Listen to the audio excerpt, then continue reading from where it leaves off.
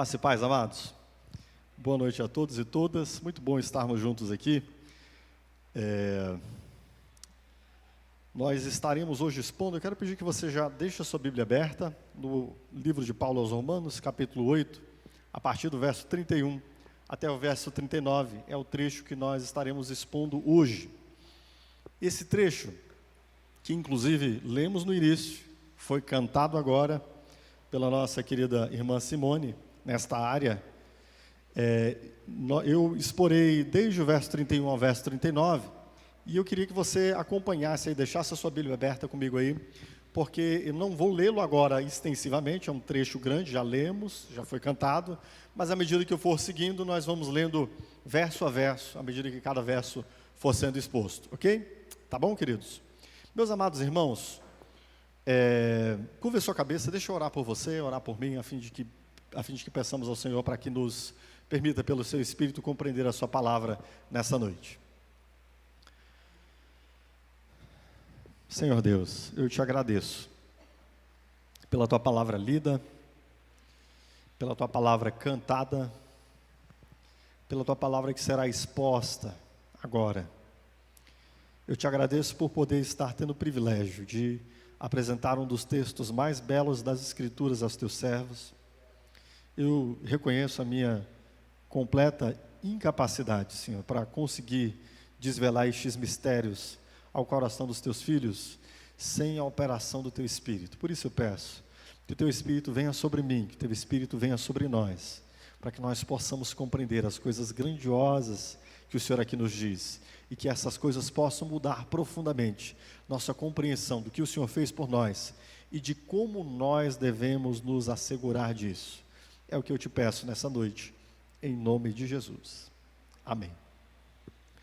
Queridos, nós estamos no final de um dos blocos mais importantes da epístola de Paulo aos Romanos, capítulo 8, versos 31 a 39.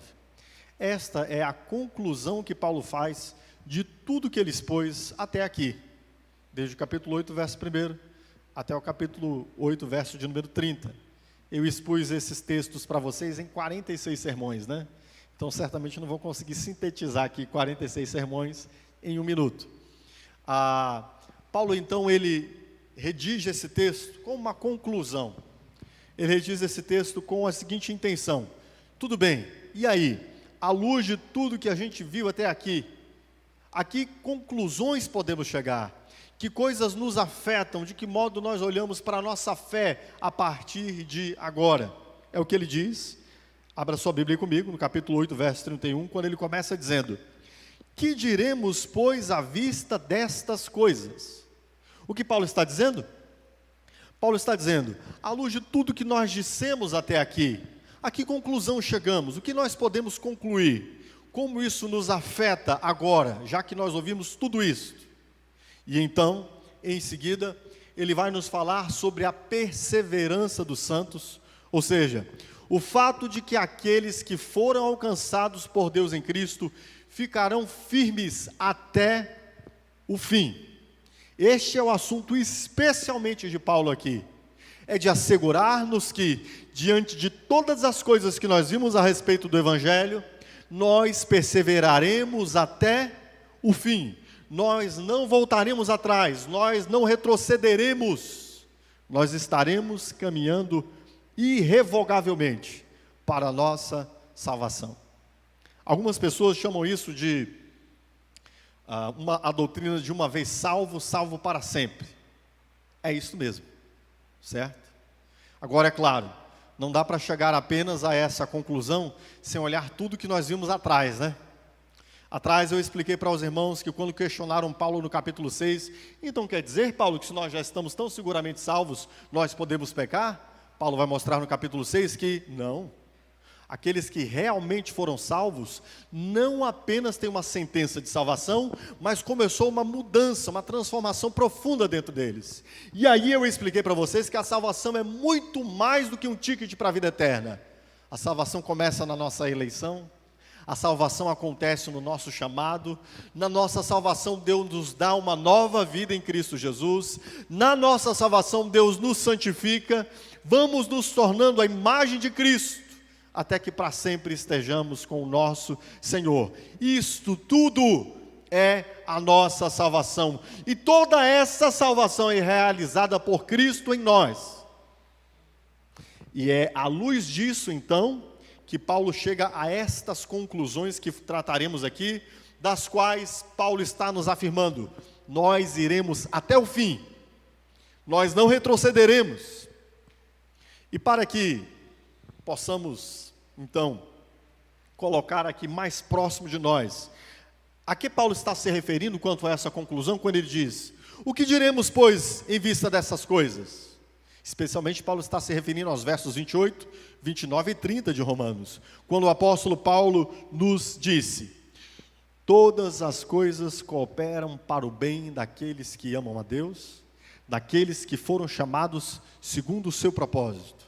Aos que de antemão conheceu, a estes também predestinou para serem conformes à imagem do seu Filho, o qual é o primogênito dentre os irmãos. Aos que predestinou, a estes também chamou, aos que chamou, justificou, e aos que justificou, glorificou. Só com estas afirmações seria o bastante para a gente concluir que, ora, se Deus elegeu, e estes que ele elegeu, ele chamou, e depois que chamou, ele justificou, e em seguida ele glorificou, certamente nós permaneceremos até o fim. Mas Paulo quer enfatizar, Paulo quer repisar esse assunto, Paulo quer estacar esse assunto no nosso coração, para que nós tenhamos firme confiança. Ele é como alguém, um general, que está passando a tropa em revista, que sabe que a tropa ainda vai enfrentar uma batalha, mas tem a certeza que essa batalha já está vencida, a guerra já foi vencida, e aí ele precisa animar o coração dos soldados, para que os soldados não lutem como se pudessem perder, porque realmente não podem, a guerra já está vencida. Na Segunda Guerra Mundial, quando foi derrubada a coalizão do mal, assim chamada coalizão do mal, ainda havia alguns focos de guerra, que aquelas batalhas, embora ainda fossem travadas, já estavam vencidas, o destino da guerra já havia sido tomado. É mais ou menos como Paulo quer nos fazer encarar aqui agora. Sim, irmãos, teremos tribulações, ainda enfrentaremos a carne, o mundo e o diabo, mas saiba de uma coisa, essa não é uma batalha da qual você tem alguma dúvida sobre o seu resultado, porque você já a venceu. Por isso, o apóstolo Paulo quer nos assegurar que nós não temos como perder a nossa salvação. A nossa salvação já foi alcançada, Cristo já a conquistou. Isso é algo inamovível em nós. Sim, lutaremos contra a carne, mas Paulo nos diz: vocês perseverarão, continuarão, nenhum de vocês se perderá.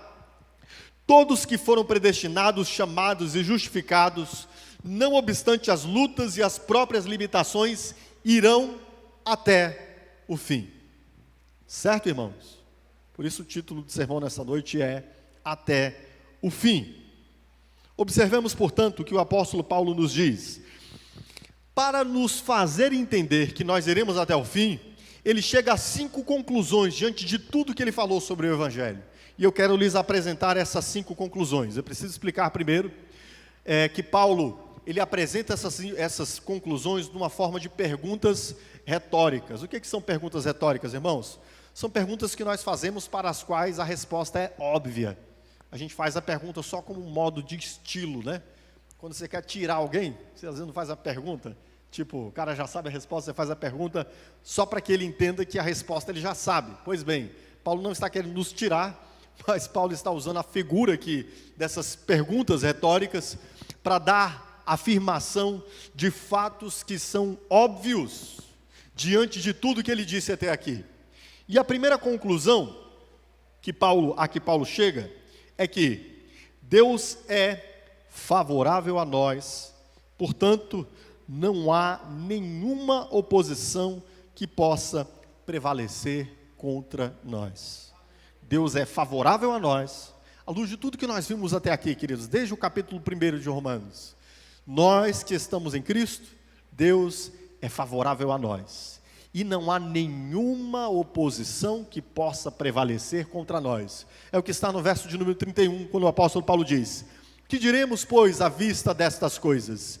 Se Deus é por nós, quem será contra nós? Paulo não está querendo dizer aqui, queridos, que não haja oposição. Inclusive ele vai citar à frente algumas oposições que se levantam contra nós. Passaremos tribulações, até mesmo por fome, disse o apóstolo Paulo. Até mesmo pela falta de o que vestir em algumas circunstâncias, disse o apóstolo Paulo. O diabo e o mundo, eles arremeter-se-ão contra nós, eles tentarão nos derrubar. Haverá essas oposições, mas não haverá nenhuma oposição que possa prevalecer, queridos. Nenhuma oposição que possa subsistir. Nenhuma oposição que possa nos fazer sairmos da trilha que estamos seguindo. Haverá oposições? Haverá, mas não haverá nenhuma que possa nos tirar do caminho que estamos seguindo. Por quê, queridos? Por que nós não nos demoveremos do lugar que estamos? Paulo disse: o que diremos, pois, diante dessas coisas? Já que eu sou um cara muito bom, eu vou ficar firme até o fim. Foi isso que ele disse? O que diremos, pois, diante dessas coisas? Já que eu sou muito espiritual, eu tenho certeza que eu não vou me afastar. É isso que ele diz? Não. Paulo diz: o que diremos, pois, diante dessas coisas? Se Deus é por nós, nenhuma oposição poderá nos tirar deste lugar. Paulo aqui está enfatizando, queridos, que é Deus, o Todo-Poderoso, que está ao nosso favor. É Ele que é favorável a nós. E se Deus é favorável a nós, queridos, ninguém e nada poderá fazer tal oposição que realmente ameace nós continuarmos seguindo o nosso Senhor, queridos. Paulo quer enfatizar, e nós vimos isso desde o princípio no capítulo 3 de Romanos, quando o apóstolo Paulo disse que Deus iniciou para nós uma salvação. Paulo quer enfatizar que toda a nossa salvação vem do Senhor, que tudo o que diz respeito à nossa salvação, desde o seu início, a nossa jornada, até a sua consumação, toda ela diz respeito apenas a Deus. É Deus quem nos salva. Como nós poderíamos nos sentir debilitados ou fragilizados se Deus é por nós? Aquele que habita no esconderijo do Altíssimo, à sombra do Onipotente, descansará, queridos. Entende? É o próprio Deus que está decidido a nos favorecer. Se Deus é por nós, meus amados irmãos, não importa o mais, é o que Paulo está dizendo. Nesse sentido, Lutero escreveu no livro Nascido Escravo, ou A Escravidão da Vontade. Lutero aqui ele expressa o mesmo sentimento e o mesmo entendimento. Martinho Lutero nos diz que realmente, se ele fosse depender de si, ele sabia que fracassaria, mas como ele reconhece que sua salvação vem de Deus, ele permanecerá até o fim. Ele diz assim: se a minha salvação fosse deixada ao meu encargo, eu não conseguiria enfrentar vitoriosamente todos os perigos, dificuldades e demônios contra os quais teria de lutar. Porque mesmo que não houvesse inimigos a combater, eu jamais poderia ter a certeza do sucesso. Eu jamais poderia ter a certeza de haver agradado a Deus, ou se haveria ainda mais alguma coisa que precisaria fazer. Porém, a minha salvação está nas mãos de Deus, não na minha. Percebe o entendimento de Lutero, queridos? O entendimento de Lutero é que se Deus é por nós, então sim, iremos até o fim. Que na sombra da noite todos os meus inimigos se levantem contra mim, ao sopro do Altíssimo, todos eles serão desfeitos. O que Paulo está dizendo aqui, diante daquilo que vimos até aqui sobre o Evangelho, basta recordarmos, nossa salvação inicia-se, ela se realiza e ela se findará em Deus. Essa é a primeira conclusão a que Paulo chega. A segunda conclusão a que Paulo chega, conclusão de número 2, é que Deus já nos deu o seu maior tesouro e nos dará em alegria, juntamente com Cristo, tudo o mais que coopere conosco. Essa é a segunda conclusão de Paulo, para nos fazer nos assegurarmos, termos confiança. Em Romanos 8,32, o apóstolo Paulo diz: aquele que não poupou o seu próprio filho, antes o entregou por nós, porventura não nos dará graciosamente com ele todas as coisas? O apóstolo Paulo está dizendo o seguinte: olha, há uma prova do favor cooperativo de Deus para conosco. Há uma prova de que Deus está se dirigindo intencional e poderosamente em nossa direção. E qual é a prova, queridos? Deus nos deu o seu Filho, o seu tesouro, a sua riqueza. Deus nos deu o mais caro, o mais precioso. Deus fez o mais difícil, o mais intransponível. Qual é o tesouro de Deus, querido? Qual é a riqueza de Deus? Quais são as grandezas de Deus? Onde está a sabedoria de Deus? Onde estão os dons de Deus, queridos? Onde está aquilo que Deus mais ama? Cristo. Cristo é o tesouro, é o bem, a alegria, o amor de Deus Pai. Cristo é seu Filho unigênito. E a Bíblia nos diz aqui que Deus nos deu o que Ele tem de mais precioso. Deus fez o mais difícil. E Paulo usa uma lógica filosófica aqui que diz, e nós às vezes vemos isso na nossa própria vida prática, né? Ora, se alguém faz o mais difícil, é óbvio que fará o mais fácil, né? Se alguém fez o mais difícil, é claro que vai fazer o mais fácil. Se você tinha dúvida se alguém tinha capacidade de edificar uma casa, e você vê que ele edificou um edifício, você vai dizer, bom, certamente esse cara vai edificar uma casa. Você vai contratar alguém para construir para você, e você diz, será que você tem alguma coisa que você possa me mostrar? Você tem uma casa para ele construir, e de repente ele mostra um edifício de 30 andares, você fala, pô, realmente, você vai conseguir edificar a minha casa. Se você fez um edifício, é lógico que você faz uma casa. Essa é a lógica aqui, queridos. A lógica é, se Deus nos deu o mais difícil para a nossa salvação, que é Cristo, é claro, meus irmãos, que Ele vai fazer e nos dar tudo quanto mais é necessário para a nossa salvação, queridos. Ele vai fazer todas as coisas que cooperem para o nosso bem, para que a nossa eterna salvação se realize. E Ele não vai nos dar essas coisas a conta-gotas, por obrigação. Não, o texto diz que Ele, com alegria, graciosamente, nos dará todas as coisas de que precisamos. Tudo o que você precisa para a salvação. Deus nos dá de forma gratuita e graciosa. Deus tem prazer em nos dar. Deus tem prazer em realizar em nós as coisas de que nós precisamos para que a nossa salvação se realize de modo pleno, amados irmãos. Ele deu a Cristo, então Ele te dará o mais. Eu me recordo na minha jornada de fé, que eu precisava de algumas coisas para começar a minha jornada de salvação. Dentre elas, algumas coisas que eu tinha muita dificuldade de vencer. Já havia tentado vencer aqueles demônios, aquelas tentações muitas vezes, e não conseguia. E eu ainda aguardava um dia que, quem sabe, eu tivesse ter força e poder, para na minha força e no meu poder eu vencer aquelas coisas. Estava lendo a Bíblia já há algum tempo, e por isso me sentia constrangido. Mas aí eu entendi que foi Cristo quem morreu por mim, e realizou a minha salvação. E sabe de uma coisa? Aquelas outras coisas de que eu precisava, Deus me deu. Deus me deu o vencer aquelas tentações, o vencer aqueles demônios. Deus me deu. Por quê?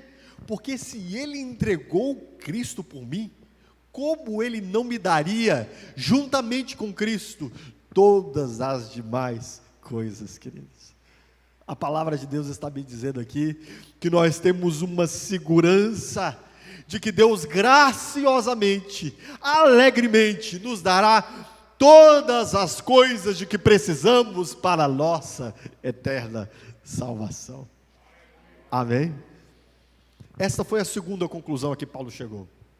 Ele disse, puxa, é claro que nós teremos tudo de que nós precisamos para a nossa salvação. E Paulo então, ele vai agora desdobrar-se sobre duas outras conclusões.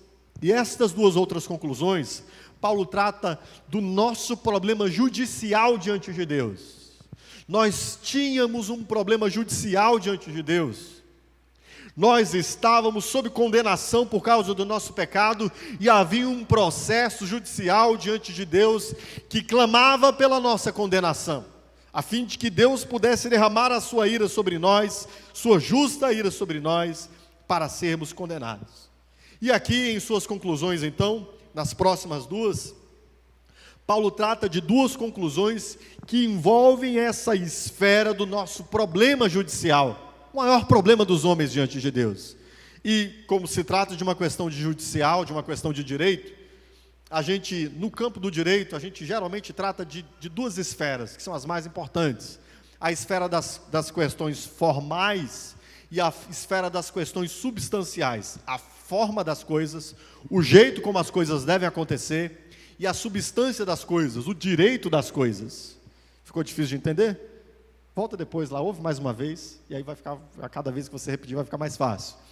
Existe a coisa da esfera da forma, e existe a coisa da esfera da substância. Como assim, pastor? Por exemplo, no campo do direito, você precisa de uma forma para ir atrás do seu direito. Você precisa de um processo, precisa fazer isso no tempo certo, do jeito certo, através do instrumento certo. E existe a questão da substância, que é o direito de fato, que está assegurado em uma lei. E qual era a nossa questão? Tínhamos um problema formal e um problema substancial diante de Deus. Havia um processo legítimo contra nós e havia um direito que nós havíamos quebrado, as leis de Deus.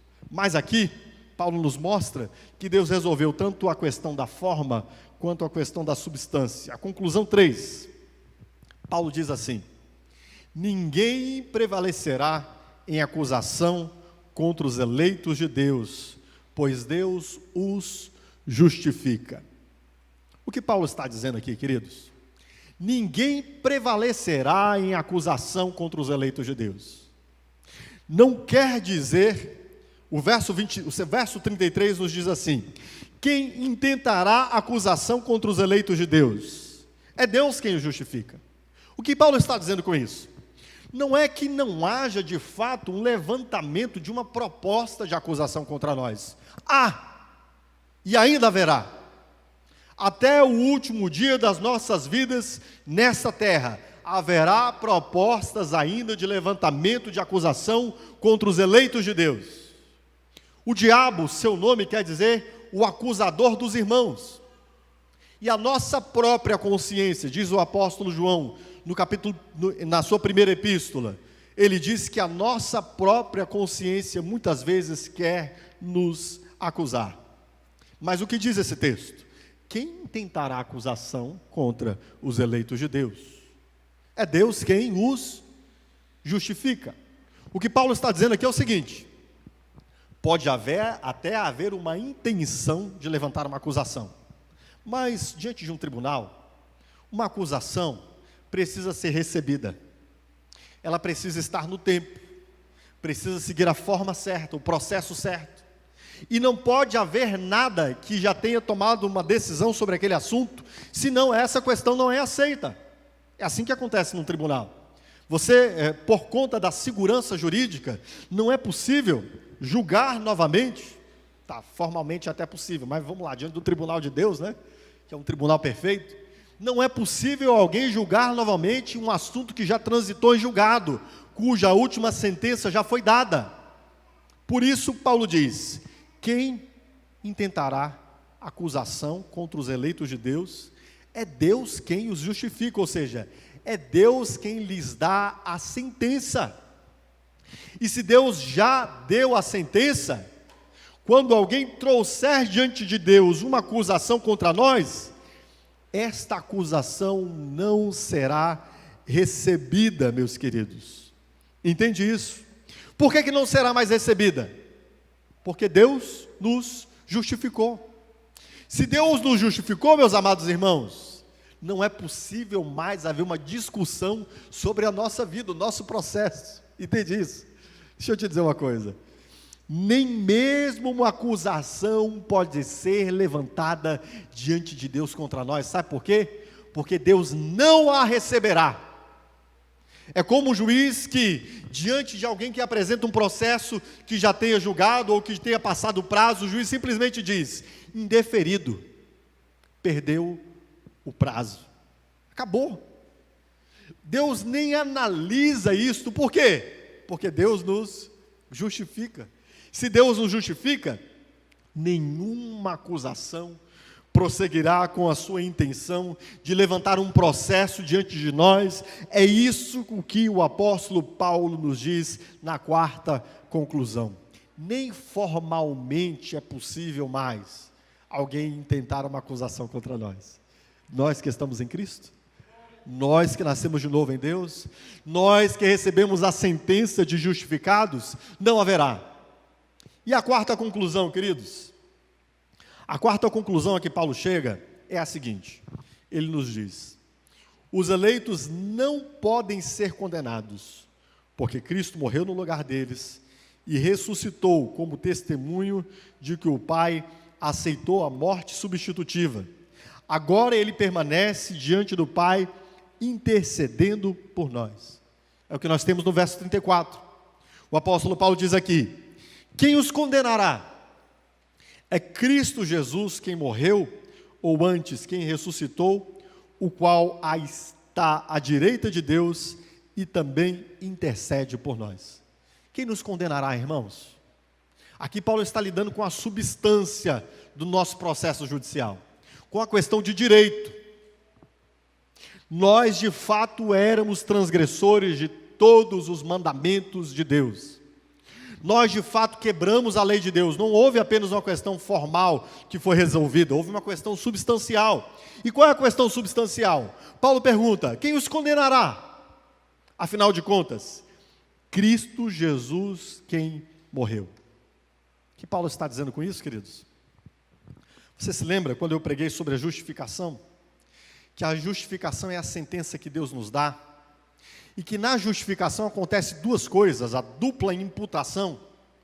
Deus toma a justiça de Cristo e considera Cristo sem justiça própria e aplica a minha injustiça a Cristo. De outro modo, Deus toma a minha injustiça, que Ele havia aplicado a Cristo, e agora pega a justiça de Cristo e aplica a justiça de Cristo a mim. Cristo morreu pelos seus próprios pecados? Não. Aquele que não conheceu o pecado se fez pecado por nós, disse o apóstolo Paulo escrevendo aos Coríntios. Aquele que não conheceu o pecado assumiu a condição nossa de pecado. Aquele que não conheceu o pecado absorveu a minha sentença. Para quê? Paulo continua dizendo aos Coríntios: para que nós nos tornássemos justiça de Deus. Aquele que não conheceu o pecado recebe o meu pecado, e ele próprio coloca sobre mim a sua justiça. E sabe o que é extraordinário disso? Ele morreu por conta disso, e ele ressuscitou. Mas quando ele ressuscita, e é o que o apóstolo Paulo diz aqui, quem os condenará? É Cristo Jesus quem morreu, ou quem antes ressuscitou? Quando ele ressuscita, a ressurreição de Cristo, ela é uma prova, ela é um testemunho, ela é um laudo de que Deus aceitou a transação entre a minha injustiça e a justiça de Cristo. O apóstolo Paulo diz em Romanos capítulo 4, que Cristo morreu pelos nossos pecados e Deus o ressuscitou para a nossa justificação, queridos. Quando Deus entendeu que Cristo havia pago todos os meus pecados, que o seu sacrifício havia sido bastante, que não havia mais nada que necessitasse que fosse expiado, então Deus ressuscita Jesus dos mortos, também como prova de que o que Ele fez deu certo, queridos. É o que o autor aos Hebreus diz, que quando Jesus ressuscita, Ele vai no santuário dos céus, para apresentar a Deus um sacrifício. Ou seja, Cristo morreu e Ele ressuscitou. Ele morreu para assumir a minha condição de pecador, e Ele ressuscita como testemunho de que Deus recebeu o seu sacrifício em meu lugar. E por isso, nós dizemos que ninguém pode nos condenar, porque já não há motivo para a nossa condenação. O motivo de nossa condenação está crucificado em Cristo. Todos os motivos da nossa crucificação estão a uma depositados nas chagas do meu Salvador. Cada gota que Ele derrama é testemunho de multidão de pecados que Ele absorveu. Portanto, já que ninguém pode nos condenar, o que o apóstolo Paulo nos diz aqui é que nós podemos ter tal segurança, queridos. Entende isso? Ele trocou de lugar conosco. Ele assume o nosso lugar e Ele ressuscita para testificar que aquilo que era necessário ser feito está completamente feito. E para que nós nunca duvidemos onde Ele está, diz o texto, à direita de Deus.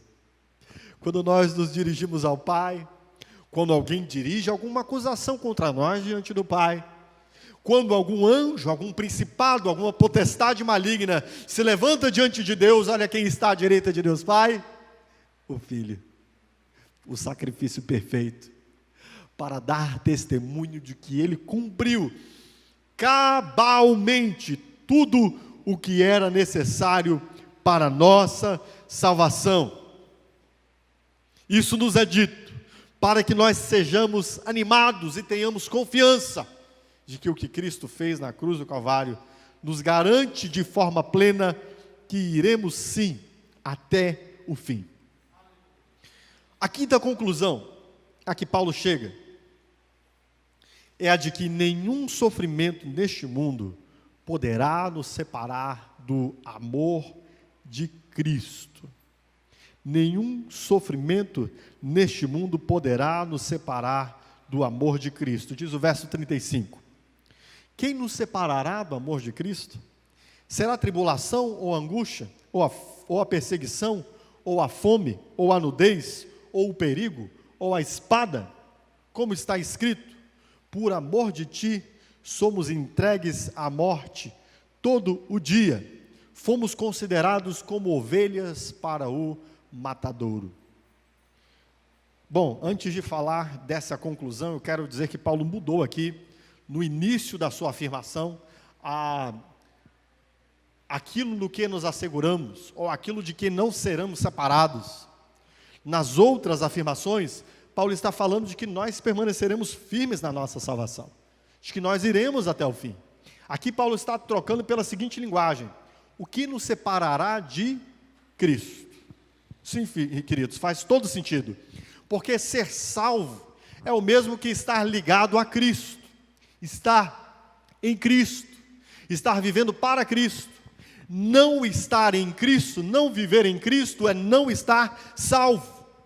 E a nossa salvação, a sua mais importante consequência, não é que nós estaremos eternamente num novo corpo, num novo céu e uma nova terra.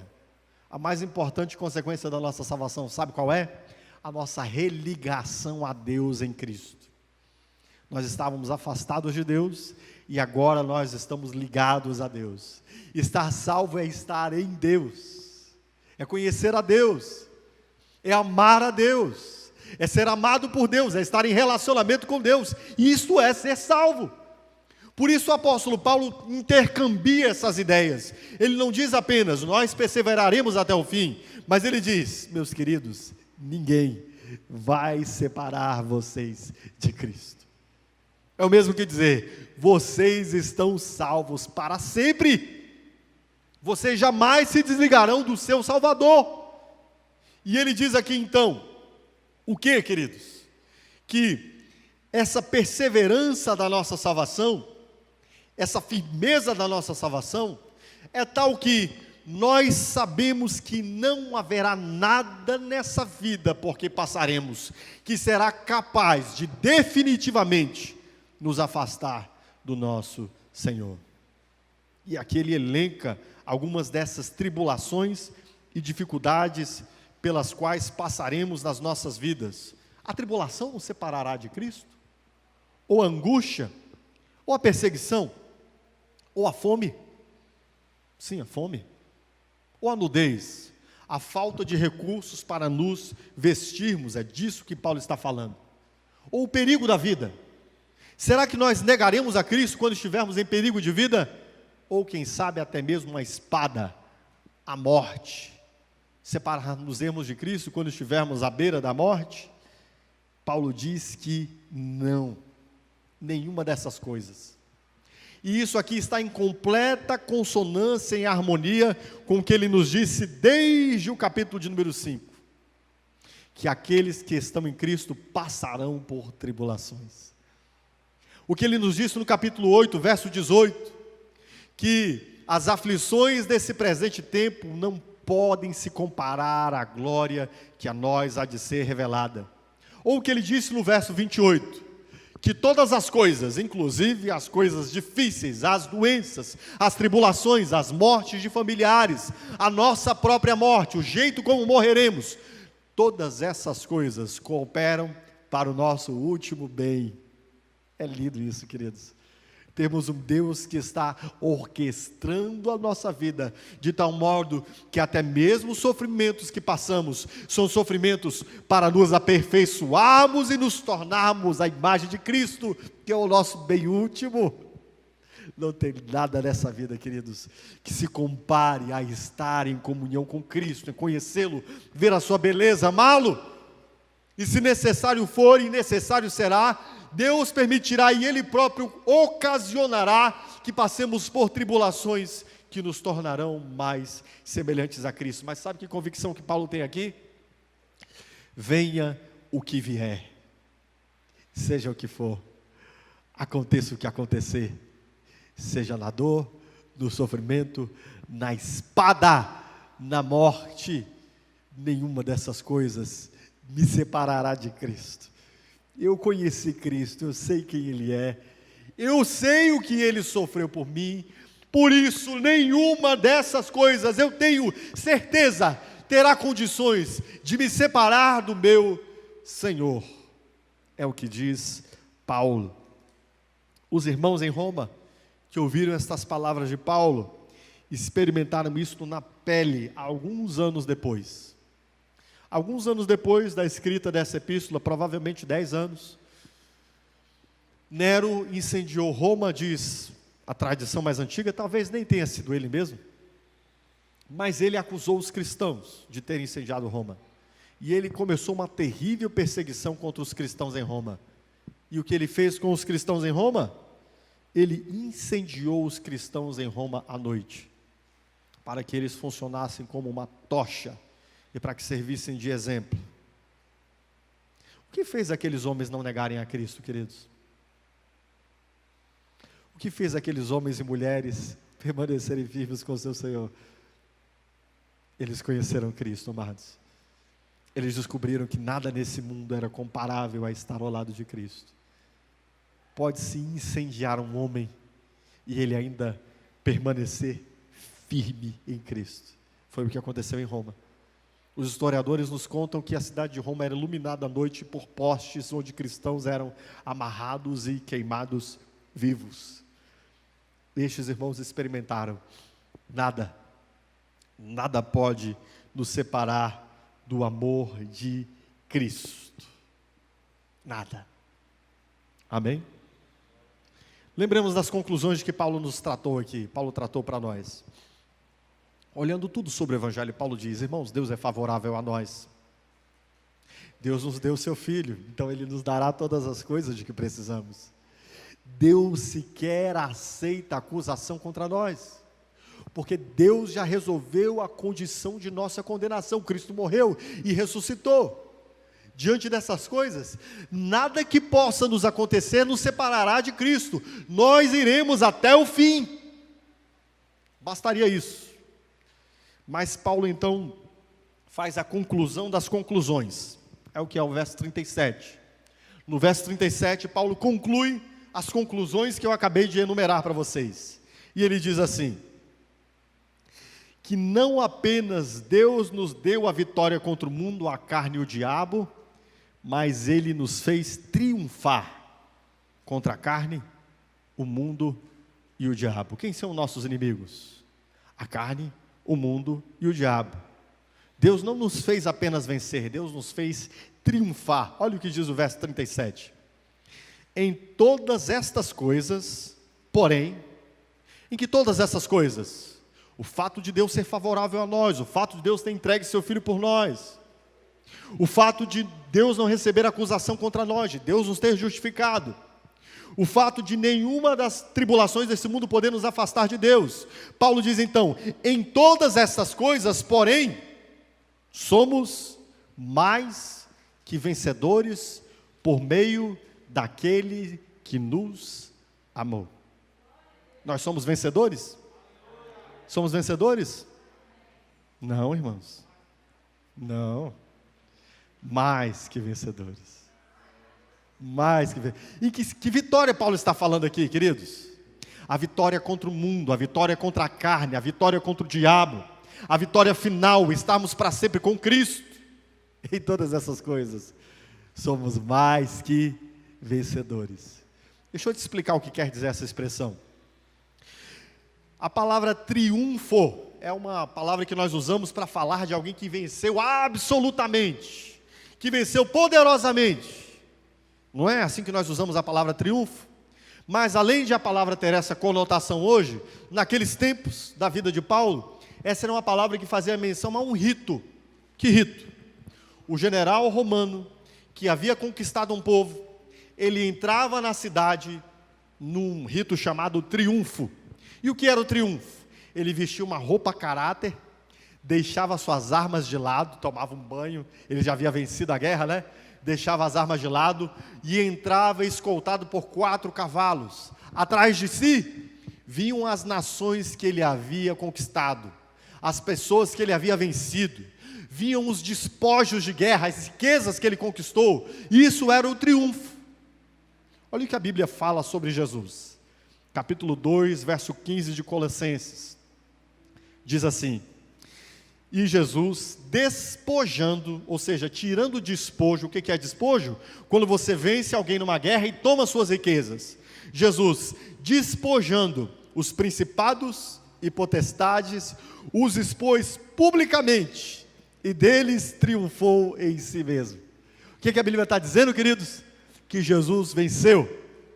Ele venceu a guerra, Ele venceu a nossa salvação, Ele conquistou a morte, venceu o diabo, Ele venceu as condenações que eram contra nós.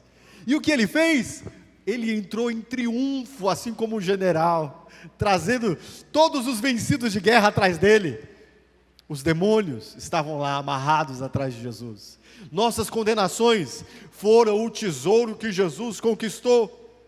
As ameaças contra nós, todas elas estavam seguindo a Jesus no seu cortejo. Ele triunfou.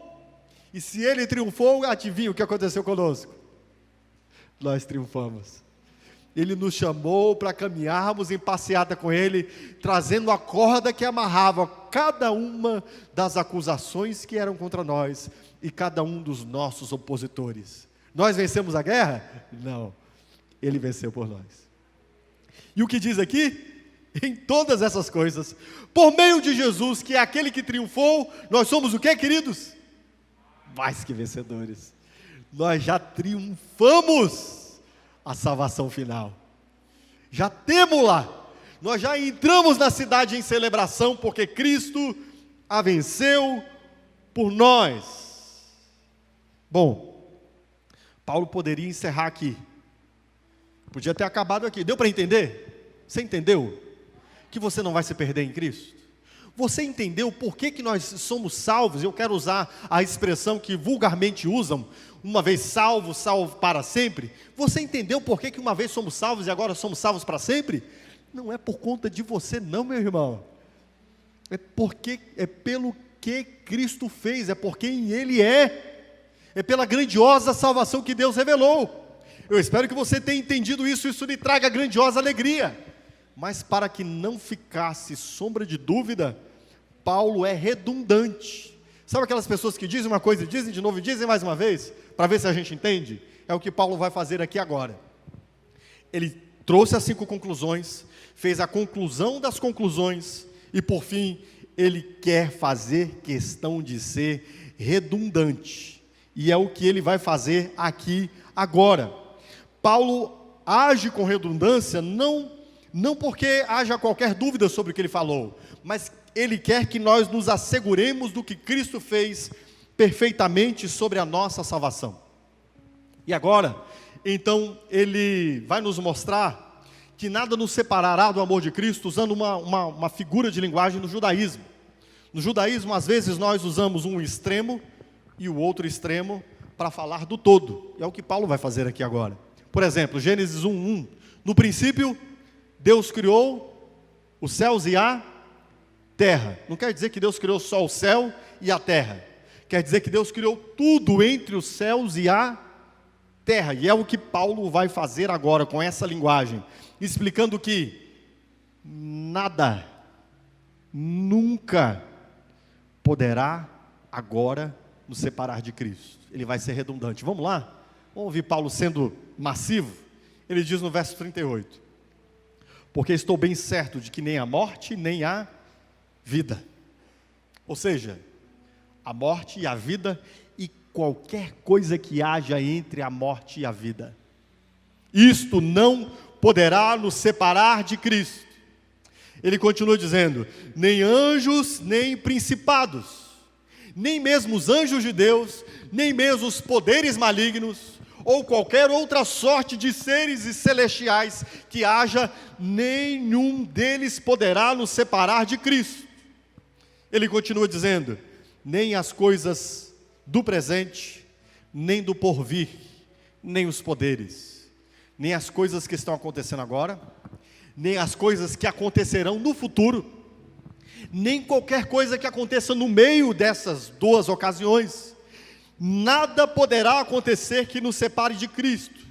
Ele continua: nem a altura, nem a profundidade, nada que haja no espaço inteiro, queridos, poderá nos separar de Cristo.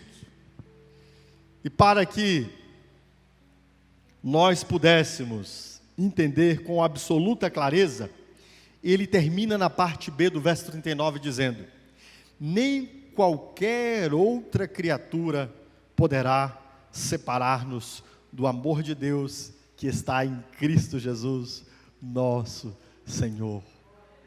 Nem qualquer outra criatura, nada, nunca, jamais poderá nos separar do amor de Deus que está em Cristo Jesus, nosso Senhor. Pense em alguma coisa que possa te separar de Cristo. Não, isso não. Não, isso também não. Não, também isso não. Você vencerá todas essas coisas em Cristo. Entende isso?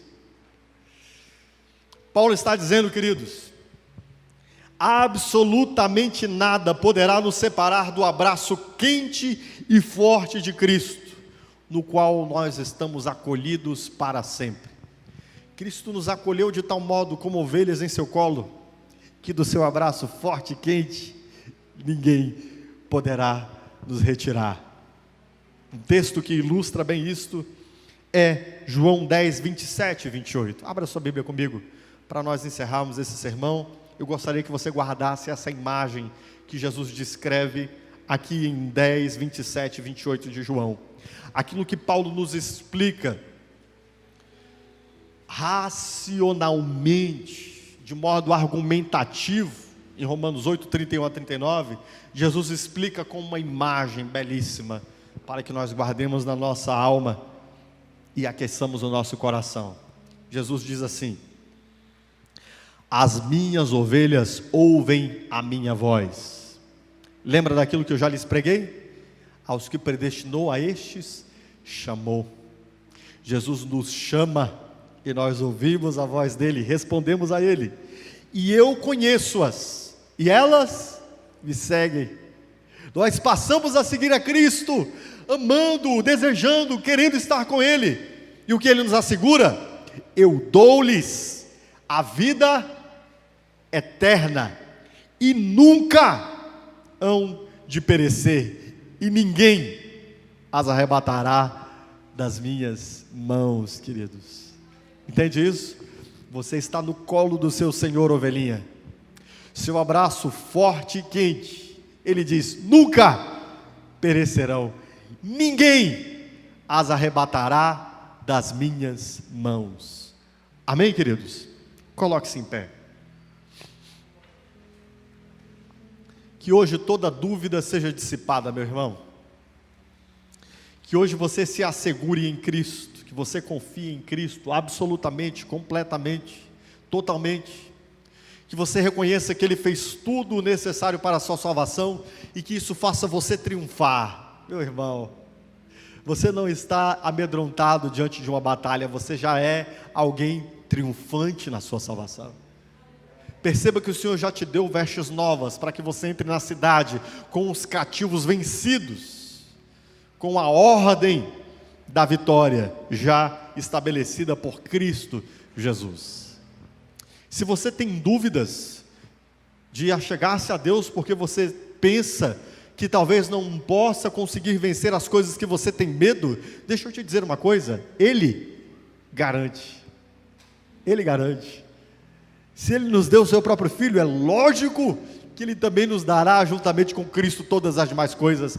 É claro que Ele vai fazer você vencer as tentações e provações que você não dá conta.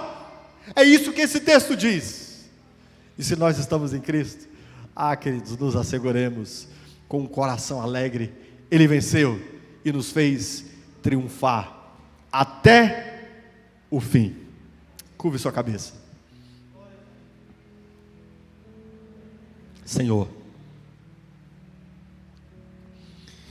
nós muitas vezes nos sentimos aflitos, fracos, débeis, porque olhamos para nós mesmos e reconhecemos realmente a nossa completa incompetência.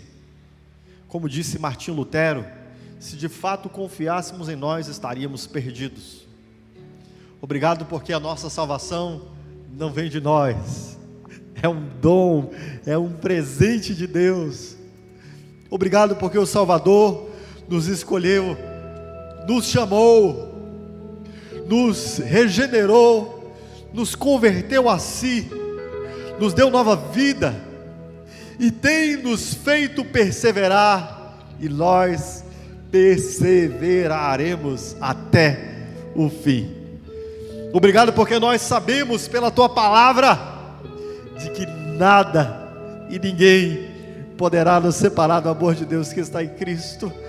Obrigado por essa confiança, Senhor, por essa alegria que essa certeza nos dá.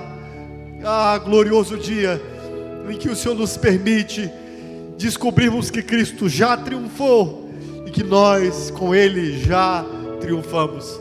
Que o Seu povo se alegre, que aqueles que têm medo hoje confessem a Ti como Senhor, sabendo que o Senhor garantirá a eles todas as coisas de que eles precisam para a salvação. Que todo medo seja dissipado, Senhor, e os Teus servos glorifiquem a Cristo, o único, soberano Senhor, que nos garantiu tudo o que nós precisamos para a nossa eterna salvação. Muito obrigado, Senhor. Amém. Aplauda o Senhor, queridos.